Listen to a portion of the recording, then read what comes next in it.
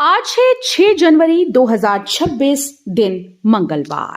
नमस्कार, दिल्ली न्यूज में आपका बहुत बहुत स्वागत है। चलिए देखते हैं आज की 25 फटाफट काम की और महत्वपूर्ण बड़ी खबरों को।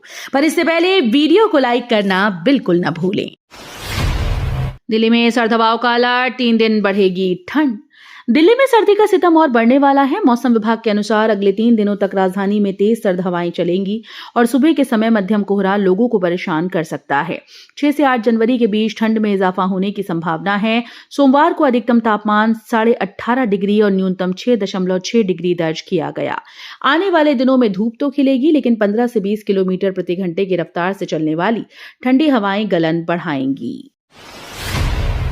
दिल्ली की हर विधानसभा में खुलेंगी कम्युनिटी लाइब्रेरी। दिल्ली सरकार ने युवाओं और बच्चों में पढ़ने की आदत विकसित करने के लिए बड़ा कदम उठाया। अब राजधानी के सभी 70 विधानसभा क्षेत्रों में कम्युनिटी लाइब्रेरी खोली जाएगी। इस योजना के तहत हर क्षेत्र में 1 से 2 पुस्तकालय एनजीओ के सहयोग से संचालित होंगे, जहां बच्चों के लिए पढ़ाई की पर्याप्त सुविधा होगी। लाइब्रेरी में किताबें, अखबार और पत्रिकाएं उपलब्ध कराई जाएंगी। सरकार पहले साल एनजीओ को 1 लाख से ज्यादा की सहायता देगी। दिल्ली में गणतंत्र दिवस परेड का आयोजन, टिकट बुकिंग शुरू। राष्ट्रीय राजधानी दिल्ली में 26 जनवरी को गणतंत्र दिवस परेड पूरी भव्यता के साथ आयोजित होगी। इसके लिए केंद्र सरकार ने 2 कैटेगरी में टिकट जारी किए हैं। पहली श्रेणी 100 रुपए, दूसरी 20 रुपए। टिकट ऑनलाइन रक्षा मंत्रालय की वेबसाइट या दिल्ली के 6 विशेष काउंटर से खरीदी जा सकती हैं। प्रथम श्रेणी में बेहतर व्यू वाले स्टूडेंट्स हैं, जबकि दूसरी श्रेणी सामान्य दर्शक दीर्घा के लिए है। नए साल में दिल्ली को मिलेगी 1000 नई ई बसेस। नए साल की शुरुआत दिल्ली वासियों के लिए बड़ी सौगात लेकर आ रही है। साल 2026 की पहली तिमाही में राजधानी को करीब 1000 नई इलेक्ट्रिक बसेस मिलने वाली हैं। जनवरी से मार्च के बीच चरणबद्ध तरीके से बसेस की डिलीवरी होगी, जिससे डीटीसी का पूरा बेड़ा इलेक्ट्रिक हो जाएगा। इसके साथ ही सीएनजी बसेस को हटाने की तैयारी भी पूर्ण कर ली गई। द्वारका, कोहाट, एनक्लेव, नांगलोई और रिठाला में 4 नए बस डिपो जल्द शुरू होंगे। उमर इमाम की जमानत खारिज, सीएम रेखा गुप्ता की सख्त प्रतिक्रिया। दिल्ली दंगों के मामले में सुप्रीम कोर्ट के बड़े फैसलों पर मुख्यमंत्री रेखा गुप्ता ने कड़ी प्रतिक्रिया दी। उमर खालिद और शर्जील इमाम की जमानत याचिका खारिज होने के बाद सीएम ने कहा कि दंगे भड़काने वालों को जेल में ही रहना चाहिए। सुप्रीम कोर्ट ने माना कि दोनों के खिलाफ प्रथम दृष्टया गंभीर आरोप बनते हैं, इसलिए जमानत देना उचित नहीं है। केंद्र का बड़ा फैसला, 9 जनवरी से लागू होगा नया सिस्टम। दिल्ली में वित्तीय व्यवस्था को लेकर केंद्र सरकार ने बड़ा फैसला लिया। अब उपराज्यपाल के नाम पर मिलने वाले सभी अन्य सार्वजनिक फंड अलग सरकारी खाते में जमा होंगे। 9 जनवरी से लागू होने वाले इस आदेश के तहत the public account of the capital नाम से नया पब्लिक अकाउंट बनाया जाएगा। गृह मंत्रालय के अनुसार इससे फंड के लेखा जोखा में पारदर्शिता आएगी और पैसे सरकारी खजाने में मिलेंगे नहीं।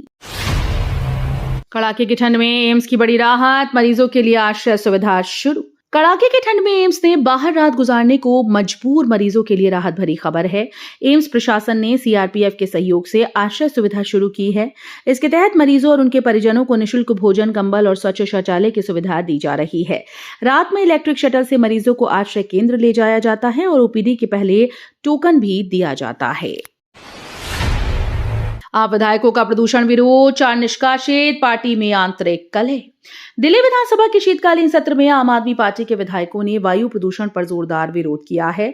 उपराज्यपाल के अभिभाषण के दौरान हंगामा हुआ और 4 विधायकों संजीव झा, कुलदीप कुमार, सोमदत्त और जरनैल सिंह को 3 दिन के लिए निष्कासित कर दिया गया।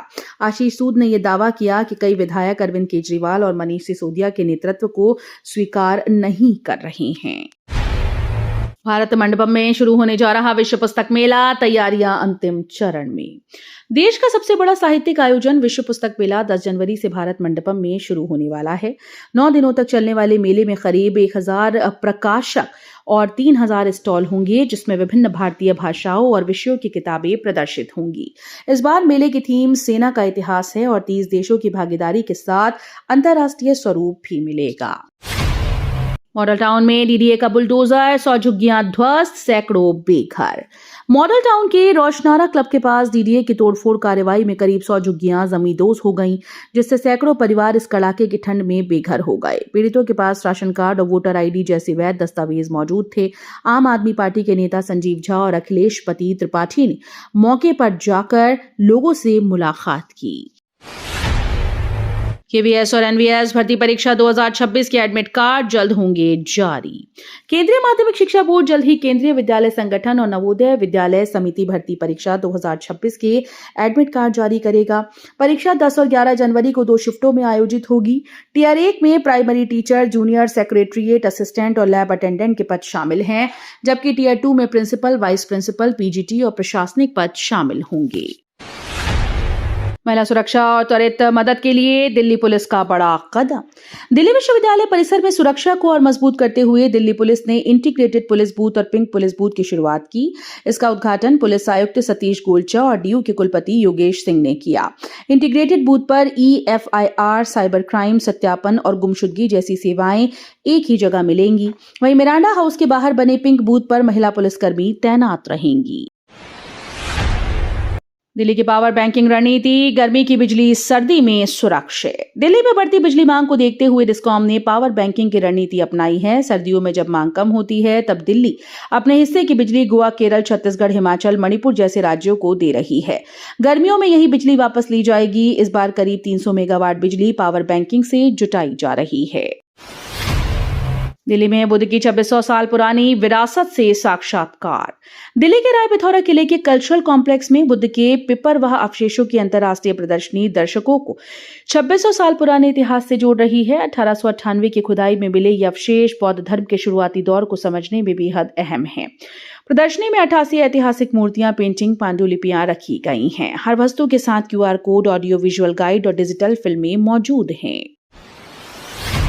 16 जनवरी को नई दिल्ली पहुंचेगी ऐतिहासिक साइक्लोथॉन। युवाओं में राष्ट्रवाद, एकता और वीर बिरसा मुंडा के संघर्षों को जीवित रखने के उद्देश्य से रांची से नई दिल्ली के लिए निकाली एनसीसी की वीर बिरसा मुंडा साइकिल रैली नैनी पहुंची।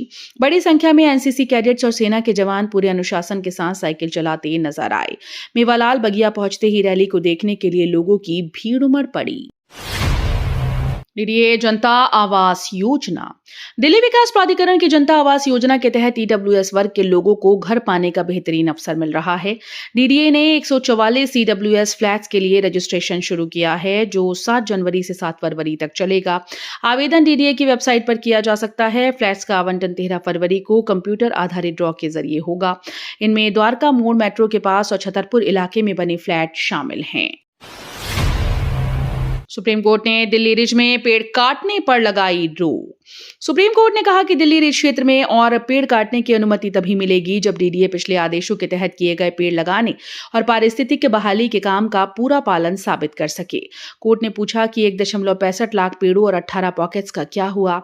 सीजेआई ने स्पष्ट किया कि हमें AI या कागजों में दिखने वाले जंगल चाहिए नहीं, बल्कि जमीन पर सत्यापित वनीकरण चाहिए। दिल्ली बनी सेफ सिटी। दिल्ली पुलिस ने अपनी महत्वाकांक्षी सेफ सिटी प्रोजेक्ट का शुभारंभ कर दिया है। अब राजधानी के हर कोने पर 10,000 हाईटेक AI कैमरे नजर रखेंगे। ये कैमरे चेहरे, आवाज और हाव भाव से संदिग्ध गतिविधियों का तुरंत पता लगा पाएंगे। जयसिंह रोड स्थित कमांड सेंटर से पूरी निगरानी नियंत्रित होगी। सिस्टम स्वतः अलार्म जारी करेगा, जिससे पुलिस को तेजी से कार्रवाई करने में मदद मिलेगी। एमसीडी बजट के लिए स्थायी समिति में सदस्यों ने दिए सुझाव। एमसीडी के आगामी बजट को लेकर स्थायी समिति की बैठक में सदस्यों ने कई अहम सुझाव दिए। भाजपा और आम आदमी पार्टी के सदस्यों ने स्वच्छता व्यवस्था, स्वास्थ्य, शिक्षा, आधारभूत ढांचा और पर्यावरण संरक्षण पर विशेष जोर दिया।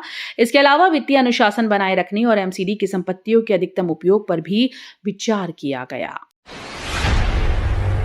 बढ़ते तनाव के बीच ईरान जाने से बचें, भारत सरकार ने जारी की एडवाइजरी।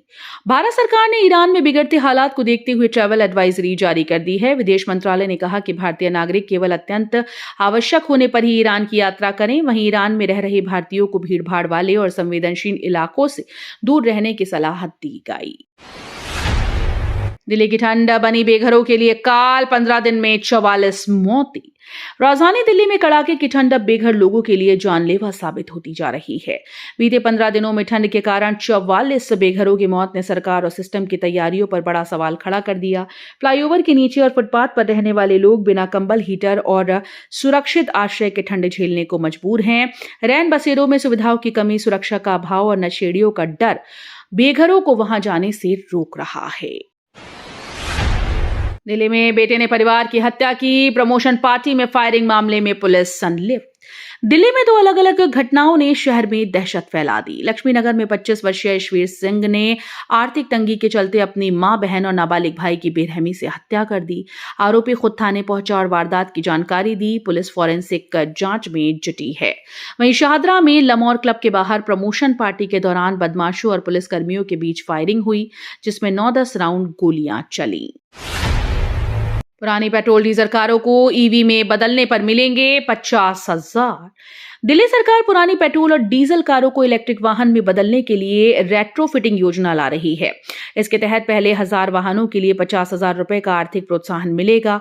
इस योजना में पुराने इंजन को हटाकर बैटरी आधारित इलेक्ट्रिक किट फिट की जाएगी। इससे न केवल प्रदूषण में कमी आएगी, बल्कि मालिक अपनी महंगी कार को स्क्रैप करने के बजाय ईवी में बदल सकेंगे। आईजीआई एयरपोर्ट पर कोहरे का कहर। उत्तर भारत में कड़ाके की ठंड और दिल्ली में घने कोहरे के कारण इंदिरा गांधी एयरपोर्ट पर हवाई यातायात प्रभावित रहा। सुबह 4:30 से 9:30 बजे तक रनवे पर दृश्यता 0 से 50 मीटर तक गिर गई। इसके चलते 68 उड़ानें रद्द और 125 से अधिक फ्लाइट्स लेट रहीं। इंडिगो की 35 और एयर इंडिया की 15 उड़ानें सबसे अधिक प्रभावित हुईं। उपराज्यपाल के अभिभाषण में दिल्ली विकास की झलक, भाजपा सरकार की उपलब्धियां। दक्षिण दिल्ली से भाजपा सांसद रामवीर सिंह बिधूड़ी ने उपराज्यपाल वीके सक्सेना के अभिभाषण की सराहना की। उन्होंने कहा कि मुख्यमंत्री रेखा गुप्ता के नेतृत्व में मात्र 10 महीनों में दिल्ली को विकास की नई दिशा मिली। सरकार ने 1 लाख करोड़ रुपए का बजट पेश किया, 6.72 लाख आयुष्मान कार्ड जारी किए, 238 आयुष्मान मंदिर और 29 जन औषधि केंद्र खोले। तो ये थी आज की बड़ी खबरें। रोजाना ऐसे ही सबसे पहले अपडेट पाने के लिए चैनल को सब्सक्राइब करना बिल्कुल न भूलें। धन्यवाद।